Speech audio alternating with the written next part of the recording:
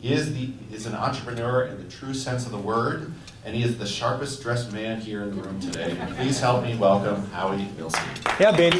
Stop clapping. Stop clapping. This could be horrible. You don't know this yet. So let's wait until the end. Hey, thank you. Are we all set to go here? Yep. Excellent. You know, I'm so wired up. Can you all hear me okay? I got a microphone here. I got an antenna in my pocket. I just want to know what's happening in between these two. This is, I think, where mutants come from, right?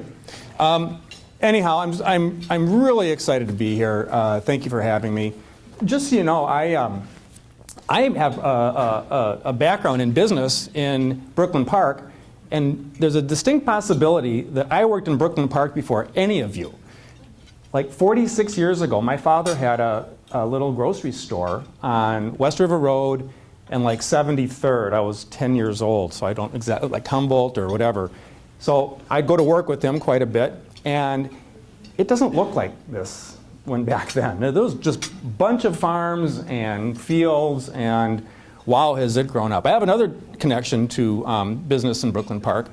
I graduated in 1981 with a very useful degree in biochemistry, so I went to work for Haagen-Dazs ice cream in sales, and we were housed out of this warehouse in North Minneapolis. Well, another business that was housed there was a business called, I think it was Blue Bell Ice Cream, and what they did was a bunch of trucks running around, plying kids with frozen forms of simple carbohydrates and saturated fat. But it was owned by Glenn Barron, and Glenn Barron developed a business called Lancer Catering, and he's been here forever. So you're eating Glenn stuff, and I can say he's done well for himself, but he's still plying you with simple carbohydrates and saturated fats. So it's okay, eat the cake though, because you were probably the kids eating the ice cream back 45 years ago or 30 years ago. So anyhow, I'm telling you, I don't care how much fun you guys have. I'm going to have fun. I love doing this stuff. I'm grateful for the invitation. The only thing I regret is that in just 3 short hours, this will be all over. So nobody left. Does that mean you probably don't believe me? We're off to a great start. So thanks for coming. I appreciate it. What are we going to talk about today? What do we want in our businesses? We're going to just establish that we all kind of want roughly the same thing. I'll get to that. Oh, sorry. In order to get what we want, we have to work for people or work with people. We have to understand them. So we're going to have a discussion on what I call the human condition. Quit doing that. This is the Institute to Stop Taking Yourself So Seriously. So maybe there's an implication that we do take ourselves a little bit too seriously sometime. So we're going to look at that. And let's see how we can get what we want by lightening up. And lightening up, by the way, is kind of a euphemism for other things. I don't need to go into that very much right now. If you want, I've written a piece called Euphemisms on my website. If you want to see what I talk about, other phrases for lightening up or not taking yourself so seriously, go there. So first of all, what is it that we want? First of all, we want thriving businesses. Anybody here not want a thriving business? We deliver thriving businesses through the people that work for us, and we want them to be engaged. Engaged has been a word that's been out there for years and years and years. I'm kind of tired of it. It's so easy to get mired in all these initiatives for engagement. Let's just call it happiness. I think happy employees deliver what we want. They're passionate, they're productive, they're innovative, they show up to work, they deliver great customer experience. All this goes to actually providing greater bottom line returns. We know that organizations that have great employee happiness / engagement, they perform better than companies that don't. There's a lot out there to read. Read a book called Firms of Endearment. It explains how much those firms are actually better than the firms that went from good to great. We all cool on that? That's our baseline. But here's the problem. Statistically, 30% of employees are engaged. I mean, 70% are not. And when you're not engaged or when you're not happy, you're not showing up doing all those things that we want to drive the vitality of our businesses. Not much better are our managers. Only 35% of managers are engaged on average. So, and here's the sad truth. If you look at the skills necessary to manage or lead, only 10% of us are kind of imbued with those specific skills and talents. The rest of us kind of try to figure it out as we go along, and a lot of us never actually get there. Companies make the wrong decision choosing leaders and managers 82% of the time.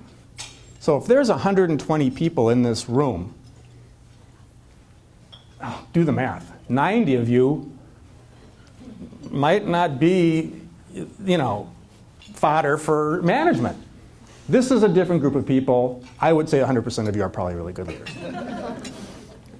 I don't want you to throw anything at me yet because I'm dressed. So what's the problem here? People don't like working for their managers a lot. In fact, throughout a course of someone's career, there's a 50% of people have left a job solely as a result of their relationship with the manager. Let me ask you, how many of you have liked every single manager or boss that you've worked for? Is my mic working? Not one hand. Case in point, we don't need statistics to understand this. We just need to look at our own empirical evidence. It's not unusual. 70% of the amount of disengagement in employees is related to or attributable to the relationship that they have with their manager. Relationships are important. I assert that relationships Actually, that was not interference. That noise comes out of me sometimes. I don't know what to do. Relationships within the context of work are no different than relationships in the rest of your life. And what do I mean by that? I mean that they're based on trust. You can't have a good relationship with a spouse, a friend, or even a business colleague if there isn't first that basis of trust. Okay? Building it can take time. We can say that we trust somebody right away or we'll give them the benefit of the doubt, but until we've really understood and that we have this trust in a person, we know what trust feels like. It's not an intellectual construct, it's an emotional one. Trust takes time to build, and it's fragile, and unfortunately, it can be easily broken. So it comes to pass that it's not so unusual that we don't have great relationships with people, including bosses and managers. So how do we develop trust with people? Let's first try to understand who people are. What I call the basic human condition, sometimes known as Howie's theory of evolution. I'm proposing that at the end of the day, we are working very hard to stay on this side of the cage at the primate center at your zoo. At the end of the day, we want safety, we want to be entertained, and we want to have sex. Beyond that, we're not that much else. We work very hard to sort of try to rise above that. Now I may be being a little facetious, but not that much. What makes people operate? What drives them? I've been a student of human motivation for many, many years. It's been my passion. I have my master's degree is in exercise physiology, but I wrote my thesis on motivational principles. I got tired of the science, and it took me like 25 years to get my degree, and my advisor said, Howie, you can write about anything you want. So I started writing on motivation because I was running businesses, and I understood that was the crux to a successful business, was really understanding how people operate. And I ran businesses that had salespeople, and I was a salesperson, and what I felt or believed was that money wasn't that big of a deal. I was never waking up every day saying, how much money am I going to make or earn on a commission and then go and get it. It was always about something else. I was going to write a book. There's a book called Drive by Daniel Pink. If you haven't read it, Get it. Go get it now. I'll understand if you have to leave.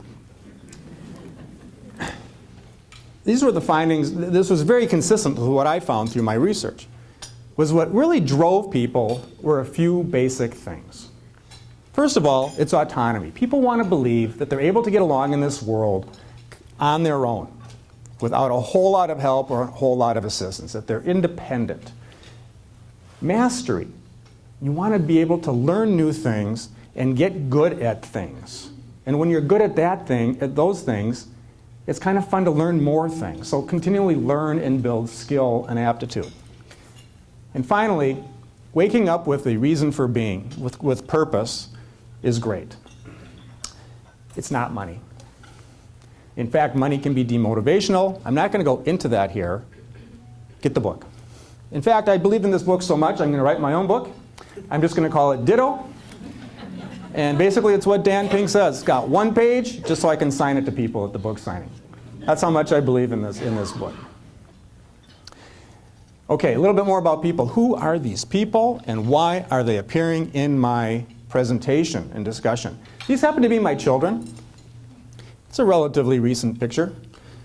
They also happen to be the 3 most oppositional people on the planet. Parents? Oppositional kids? Huh?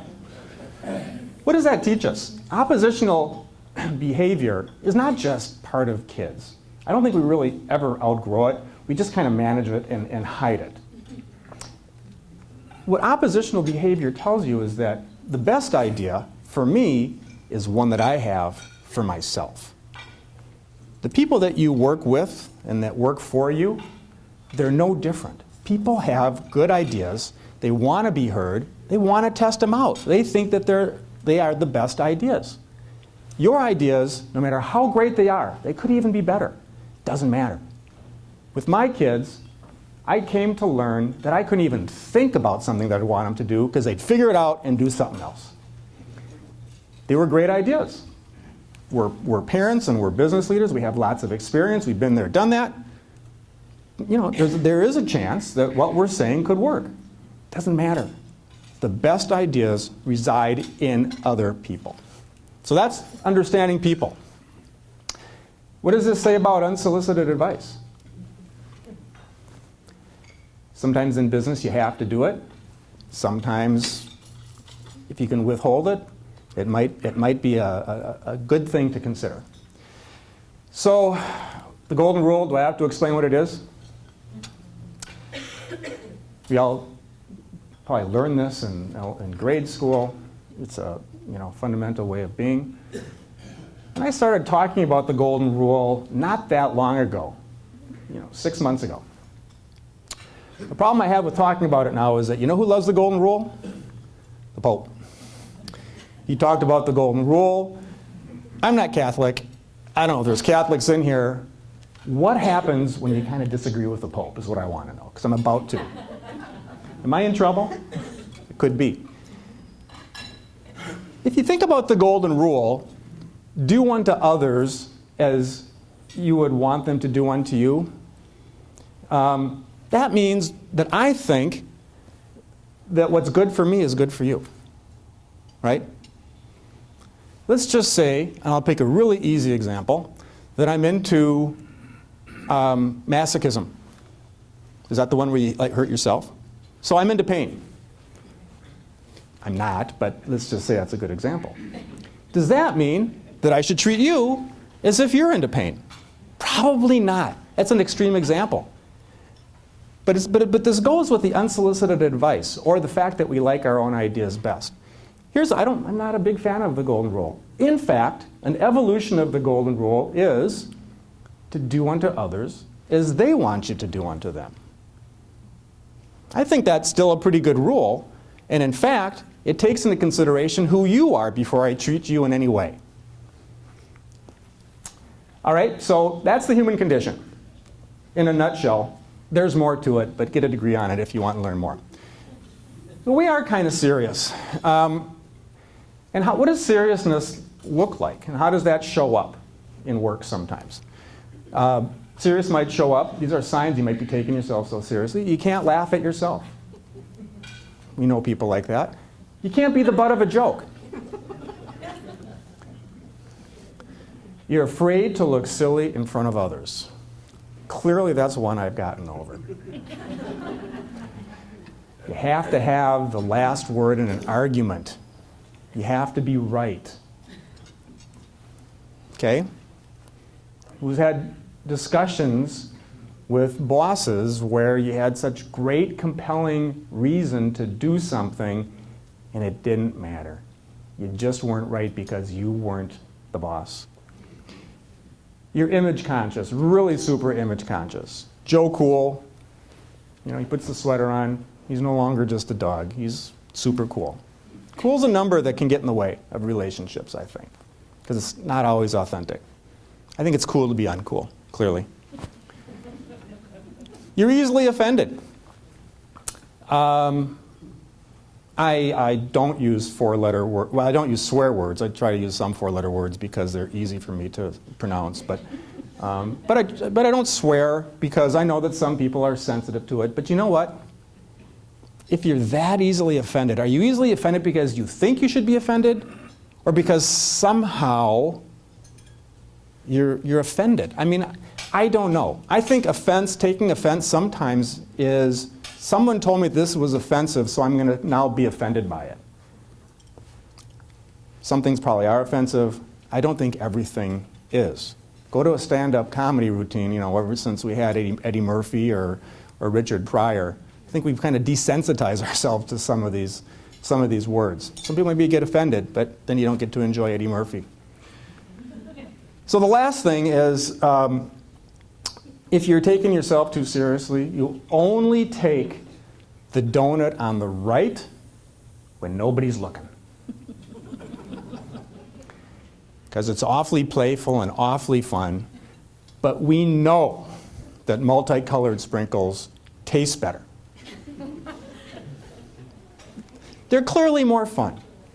But if you're in a group of people and you want to look like you're kind of a stud and a grown-up, no, just take the peanuts. Why are we afraid to lighten up at work? This is a fear.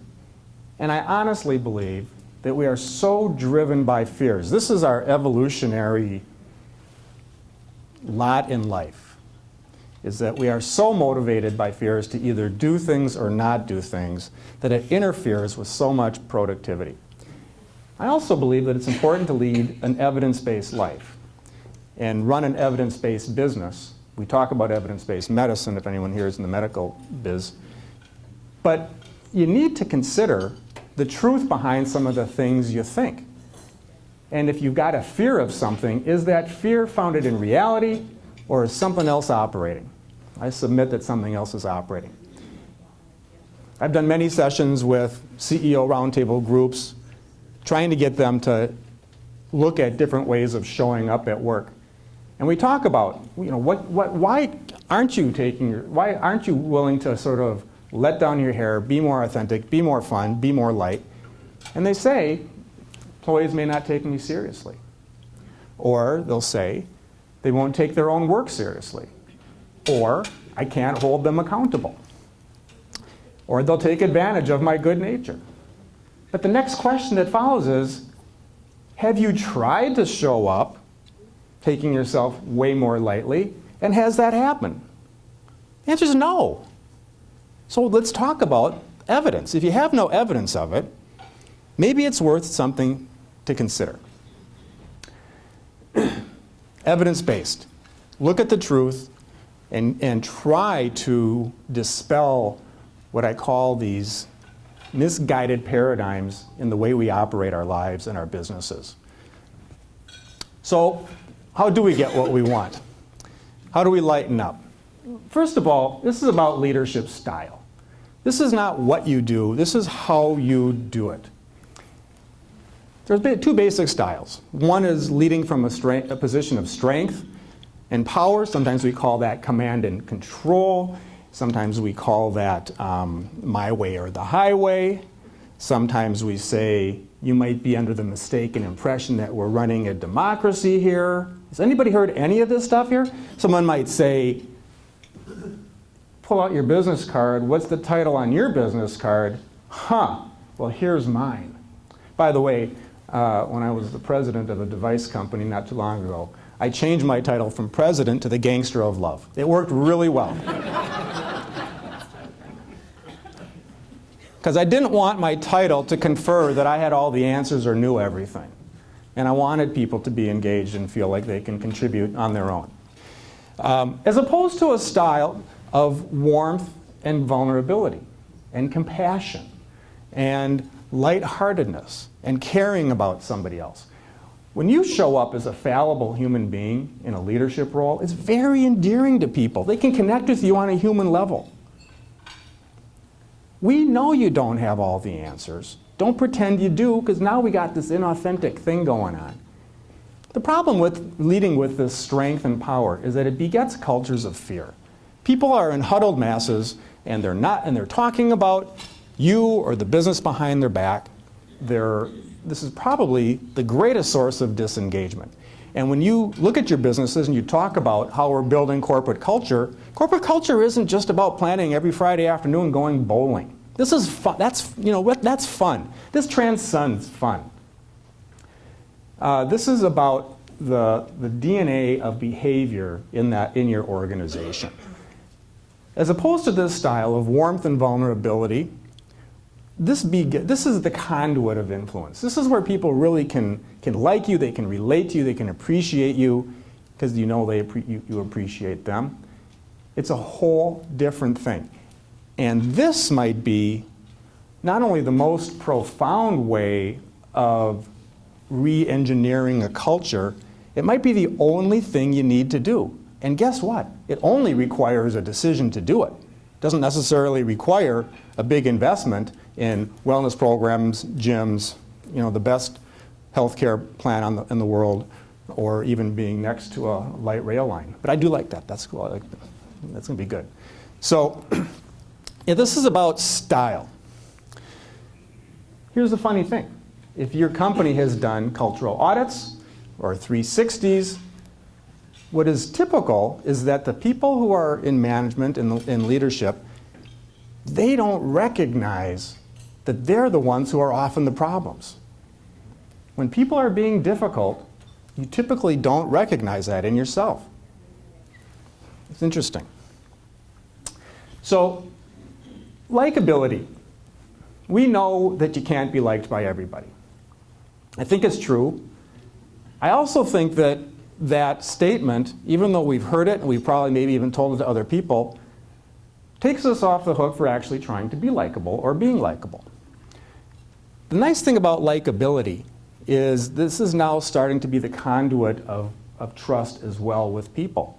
Because likability really is about self-awareness. How am I coming across to you as a person? How am I coming across as somebody who cares about you, who knows about you, etc.?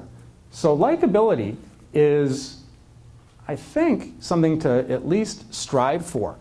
How do you become likable? If you want to know what somebody's thinking, if you want to now treat them the way they want to be treated, best way to find out is to sort of ask them questions. Who are you? What do you like? What's your operating system? What scares you? What motivates you? Etc. Just start asking questions. Just show an interest, a genuine interest in people. Watch your body language.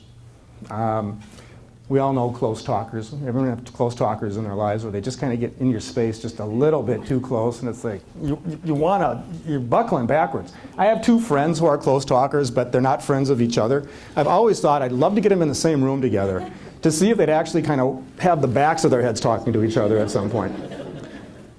So understand personal space. Understand how invading somebody's space might just threaten them. Which again, that threat is probably a reptilian complex of our evolution that says, don't get so close to me, you might scratch me. Or something like that, right?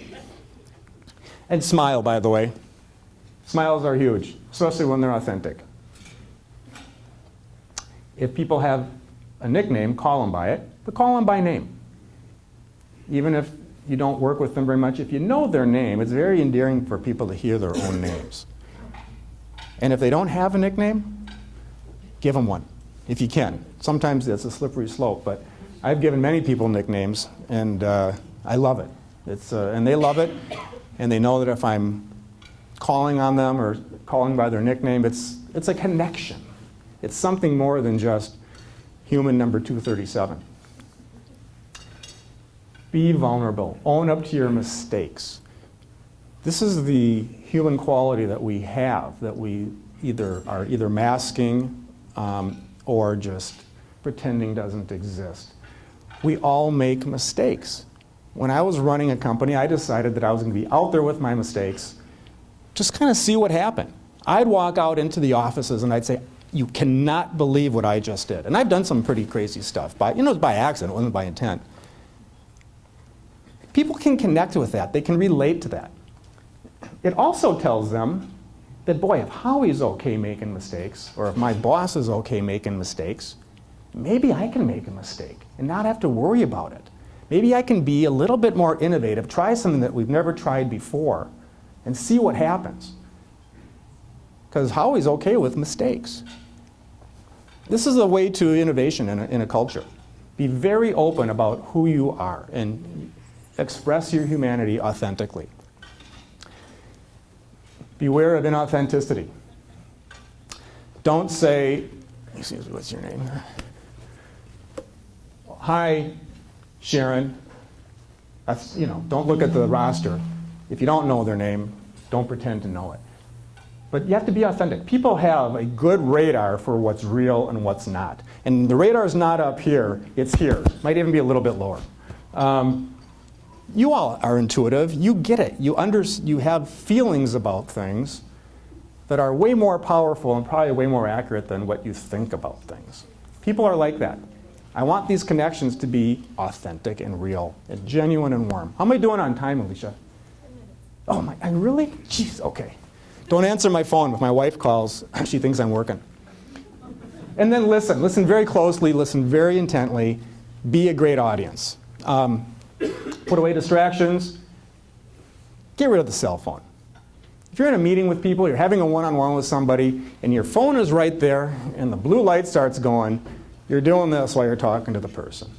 Boom. Disconnection and a message that my phone right now is more important than you. People hear that. And the thing is, you don't have to be likable. The point is about trying to be likable by going through these steps and trying these things. You will be more likable. But you don't have to just be likable. It's a lot of stress. Sometimes some of us there are probably some leaders out there who just simply aren't reachable in this way or likable. How do you lighten up? This is difficult. Our brains have an operating system that operates on its own without our awareness of it. And a lot of times I'll do seminars or smaller groups, and I'll put a bowl of M&Ms in front of people. I don't say what it's for. They show up there, those M&Ms are there. And about half hour into the presentation, I say, how many of you ate M&Ms? Everybody raised their hands. How many of you showed up thinking today you wanted some M&Ms, or that you needed M&Ms, or that they were part of your diet? None of them. Everyone kind of feels a little bit guilty when they realize they ate the M&Ms without even knowing it. We have pleasure senses in our brain that make these decisions for us, and they're difficult to override. They can be overridden. Everybody has probably tried to manage diet or exercise in some way. We know how hard it is to change habits that seem to be very automatic or automated. So when left to its own devices, our brains don't make great decisions for us. A very safe way to understand this and learn this is a book by David Kessler. He used to be, I think, head of the FDA, but he wrote a book called The End of Overeating. And it discusses the psychology and physiology behind behavioral change. How your brain is kind of got this stuff going on, and it's making you do stuff, and you don't even realize you've done it. This is our relatively unevolved self. The nice thing about humans, though, is that we've got a great evolved component to our brains called the frontal cortex, where this is where that can override the stuff that's kind of humming along in the background. You can seize mindful control of these natural impulses to do things or say things that really aren't part of who you want to be or what you want to do. Seizing control is mostly a matter of paying attention. How you pay attention is the question. We're talking about self-awareness here. The interesting thing about self-awareness is that you really can't do it by yourself. It's very difficult. It's kind of a misnomer. Here's some ideas on how to make some changes. I'm not going to spend some time on it. But at the very end of the day, get somebody in your life who will give you that brutally honest feedback. Clear feedback. Not just that you got spinach in your teeth, but here's how I felt when you said or did that. Or here's how maybe your employee felt when you wrote them that email. Here's how you're coming across to others that you don't realize. So whether it's a coach or a mentor or a real friend or something, get some help. I won't go into that. A little bit about the art of lightening up. Know that everybody is afraid. We all have fears. Leaders have fears. Leaders go from great people and fun people, and all of a sudden when they're the CEO, something happens to them where they start behaving different. They morph into a different human being. We've all hopefully seen that. This maybe happened to us. I made some mistakes on my own as well. I thought I had to be somebody different. I thought I had to be somebody different because I was afraid that I would otherwise fail. And we're all working for the man. Even if you're the CEO, you're working for the board. You're afraid of not looking competent. You're afraid of being embarrassed, looking silly. We all have that going on. You don't get rid of those fears, but if you can at least recognize them and understand them, at least you can manage them. All of a sudden, other parts of your brain can operate when you recognize and articulate your fears. The phrase, "this does business," does not belong in our vernacular. There is no reason that just because we're in business that you have an excuse to either mistreat somebody or treat them anything less than being a very capable, productive, creative human being. They're human, so are you. Have a little something to eat. I always like that because no matter what, you can always get a little something to eat. Point is, sometimes you just aren't feeling good or not going to operate best. Get some food. Have something to eat. I love that. I had a Jewish mother. We were eating all the time. Don't waste time with sociopaths and bullies. Can't get anywhere. You're not going to feel good. They really don't care about you. And if they're sociopathic, this is a genetic probably disorder or an issue where they don't understand that anybody else has any feelings about anything. There's no moral code in them. And you're not going to get anywhere. It's a very unsatisfactory experience. And you're wondering if that's an intellectual construct of mine or experience. I will say it's not an intellectual one. Try to think of funny stuff at a funeral. If you can't, maybe you're losing perspective. Life is short for all of us, right? And this person who died probably had a pretty funny side to him. I don't know. Think of funny stuff. I haven't worn this stuff yet to a funeral, but one of these days, I don't know. I might not go that far. Be aware of the passage of time. Eventually, you're going to have a legacy, and people are going to know you, and you're going to know yourself, and try to live a life where there aren't going to be regrets. And one regret, a legitimate regret, is having hurt people along the way. Don't go into a meeting with a full bladder. There's a practicality to life. There's really nothing else I can say about that because it's just one of my rules.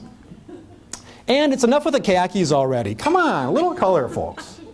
Khakis maybe once in a while, but show a little flair, have a little color. You can lighten things up just by dressing interestingly. I don't know what I'd call this.